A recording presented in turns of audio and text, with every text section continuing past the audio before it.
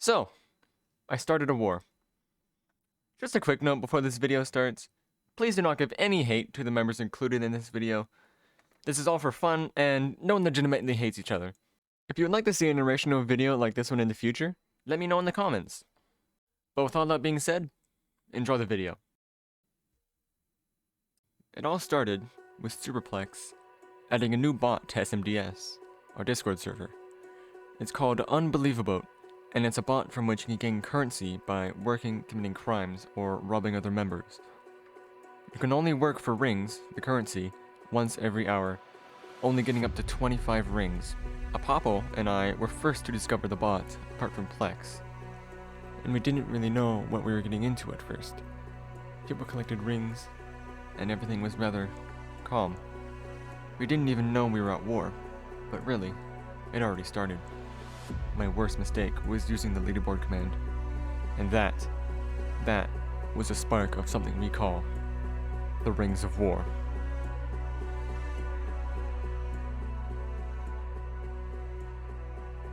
It started out as a small war, but the pride of being first place was too much. We both wanted it more than anything, but yet, we didn't know why. Both Apopo and I had around 100 rings before the joke of being first place was created. We took things rather casually, not really trying our hardest in terms of ring collection, until Apopo hit 1,000 rings, just 13 days after the war began, whereas I was still at 500, half of what he had. How is this possible? You see, Apopo is 8 hours ahead of me, meaning, most of the time I'm sleeping, he's awake, grinding for rings. This gave him a slight edge over the competition. Things kept escalating and tensions were rising, until we were both at around 2,000 rings. Apopo had 2,500, a full 500 rings more than me. It was clear I was at a disadvantage. It was around this point we quickly found out that using the crime command was too risky, as you lose more rings than you gain. Only using the work command was the fastest way to gain rings. But then, as PurPurBunny was about to leave the server, she withdrew all 1,200 of her rings for us to rob.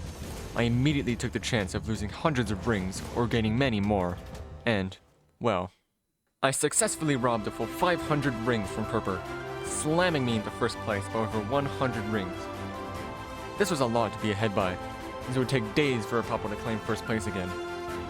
Shortly after, Purpur left the server, preventing Apopo from attempting to rob her rings. Or so, we thought. For days, it was Apopo and I working non-stop every day to keep or overtake the lead. 3 days went by and I was still in the lead by 200 rings. Nothing could stop me now.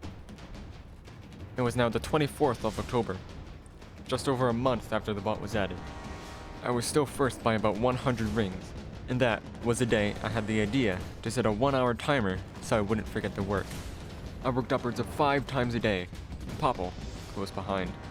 Every day I was getting farther and farther away from him, but if I missed a single hour, he would be that much closer to passing me. Apopo wouldn't give up. He consistently stayed around 100 rings behind me. It was clear he wasn't going down without a fight.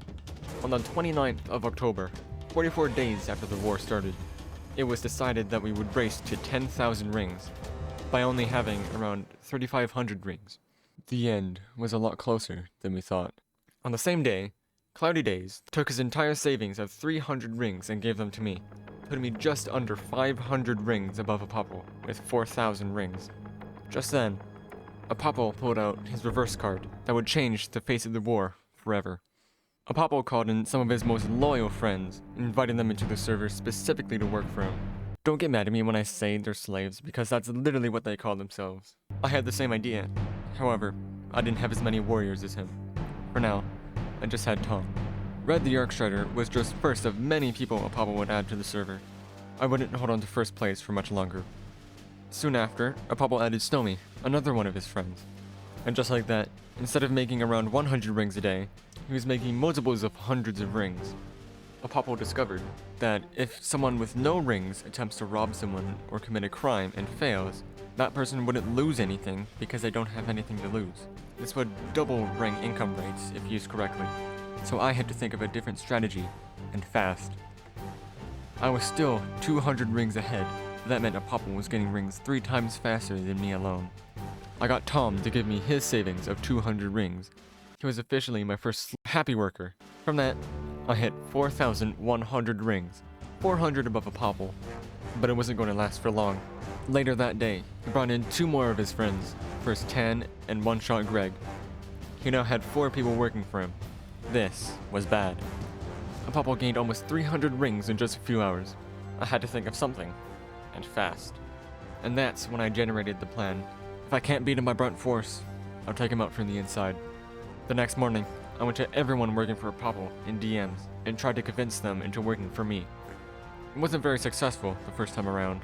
These people are Apopple's friends in real life, so I knew I had to pull something real tight, knowing the fact that they would share this with Apopple, letting him know my entire plan. I began offering IOUs and anything that doesn't cost money. That got some people convinced, or got them thinking about it. During that process, Apopple brought in, yet again, more people to work for him. This time, Orange Seal, Gizmo, and Tofu joined the party. I only saw this as an opportunity for more workers on my side. I managed to get Snow, Tofu, and One-Shot on my side. But yet, that wasn't enough. The following night, Apopple and his goons managed to gain over 1,000 rings overnight. Apopple was a full 700 rings above me, now at 5,000 rings. I put my plan into full force. Tofu was working for me, giving me their rings straight away. Snow and One-Shot had a different plan. They both planned to hoard rings and pretend to work for Apopple, and give them to me whenever I needed. I thought nothing of this, because, well, it made sense. At first. The race went on. Both me and Apopple gained 200 rings. My plan was coming to effect. By the end of the day, on the 30th of October, instead of me being over 1,000 rings behind in the morning, I was 800 behind by the end of the day. It was a lot coming from me having less workers than Apopple. The next morning, I had thought about the stockpiling of Snow and One-Shot. It didn't make sense anymore. Apopple already knew, or could easily work out why they're hoarding rings. I began working on a way to silently convince them to be more loyal to me. Thing is, I wouldn't know if it's working. If they were to give me the rings now, I'd be in first place.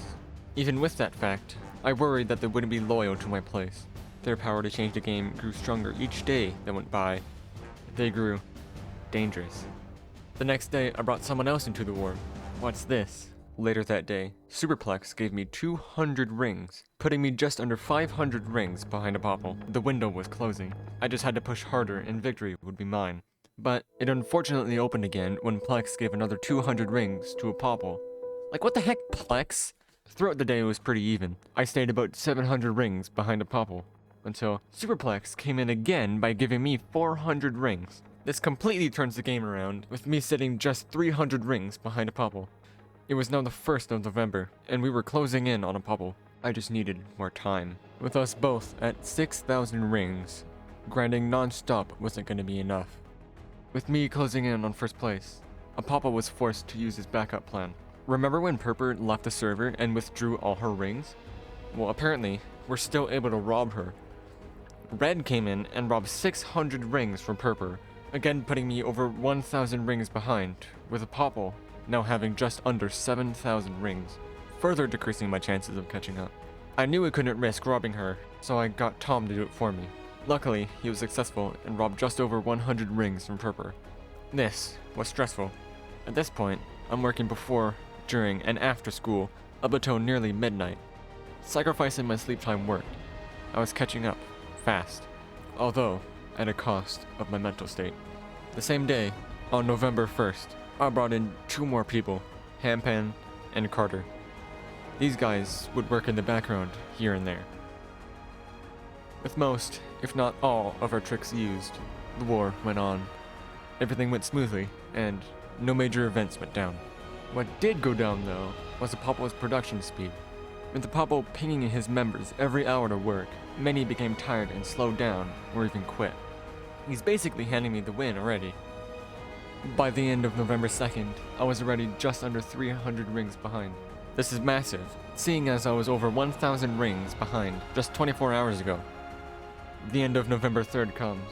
Apopple only needs 2,200 rings to win, and me falling behind, needing 2,700. The war is coming to an end, and I didn't have any more tricks to gain the lead. All I knew what to do was grind, except for one thing. I called in Snow and Greg. With them both having over 400 rings, I would instantly take the lead, needing only 1800 rings. They tried to back out and keep collecting, but I knew they were too much of a risk to keep going, seeing as Papa would only need 1200 more if they were to give it to him. Nonetheless, they agreed to turn in the rings and turn the tables around with the press of a button. I could see the end. Victory couldn't be any better. We all got ready to transfer the rings. We had to do it fast because Apopo's goons would attempt to steal the rings as we were taking them from our bank. Snow was up first. I was ready for the transfer to begin. But then, my fear became a reality. It was a double crossing. Snow gave his rings to Apopo. It turned out that he was a spy the whole time. This now put Apopo, again, over 1000 rings ahead of me. The only difference being, he only needs 1600 rings to win the war. Though, I wouldn't give up hope. There was still a chance if Now this is bad. This is the furthest I've been behind, and there's no time. Apopo further added another member, Mr. Persons, though they couldn't do much to change the game now. I woke up in the morning to find out they only gained 200 rings. I might have a chance here. Me and my team worked hard that day, on the 5th of November, trying to get somewhere we knew we couldn't reach.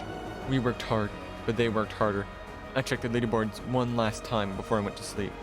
Apopo had 9,700 rings. I had 7,800. I couldn't do much now, so I went to bed. That night I was asleep for a full 12 hours, but this story isn't about what I dreamt about. It's about what happened during those hours.